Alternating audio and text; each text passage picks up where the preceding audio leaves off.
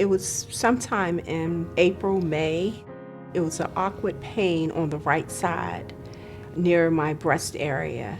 And initially I went to like a one of those emergency room type places, and they just basically brushed it off like, oh, it's probably a strain and this and that. So I wasn't satisfied with that.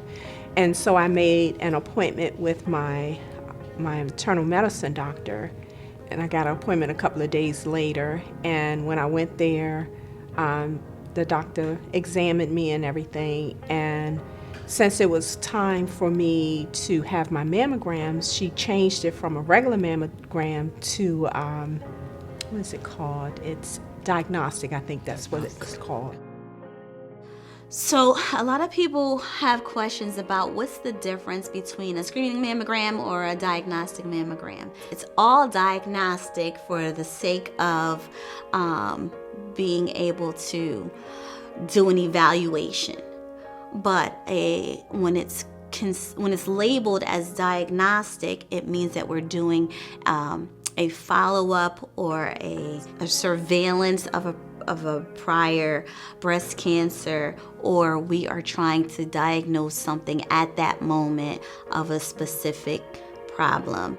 May it be nipple discharge, you found a lump, there's skin dimpling, there's discoloration, whatever the case, those are to be read immediately on site by the radiologist before the patient leaves. And the patient will typically know something before they leave, whether or not we're going to recommend you to a surgeon. We need a biopsy. We need additional imaging with a ultrasound or an MRI. And so I went in and I had my diagnostic mammogram done.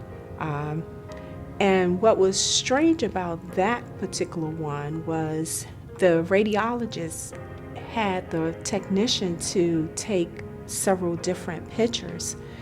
And even after she did that, she kept coming back wanting more and more. After that, we did a sonogram. And so, of course, going through all of this and all of these extra pictures that they were taking, I was, had this feeling that something was wrong. So when we did the sonogram, it further gave them, more information that what she was seeing was possibly what she thought it was, but she never said anything about it. So what she did was she scheduled me for, she wanted to do a biopsy, and from the biopsy I had to have an MRI done with contrast. Okay. So you started thinking, it's like, okay, even though I didn't have the diagnosis yet, it's like my mind started to thinking, okay, she's acting like this. Are they going to tell me that I have cancer? I received the diagnosis in July of 2017 that I had breast cancer. I was like numb. And you're thinking like, did she really just say that? What am I going to do? I mean, I knew about breast cancer. I've participated in breast cancer walks and different things like that, but no, I never thought that I would have breast cancer. I was diagnosed with stage 1. It was HER2 negative, estrogen and progesterone positive.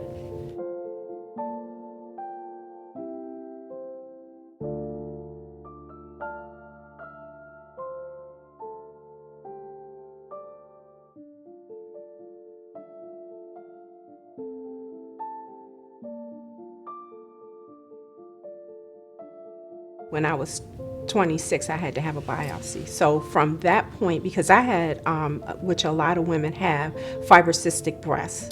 That's, breasts are hard, and so it's hard to detect anything. So from that point, every year I had to have a mammogram. Okay. So from 26 on, I had a mammogram. And I must admit that even though you should do your monthly self-exam, I didn't do it all the time, but I did it. And, yes, I was, you could kind of tell if something's not right with your body. Where my cancer was, it was in an area where even if I did a breast self-exam, I would not have been able to feel it. And so that's why it's important that we have our mammograms. Yes, for sure. But also do our self-exams and, like you said, know your body.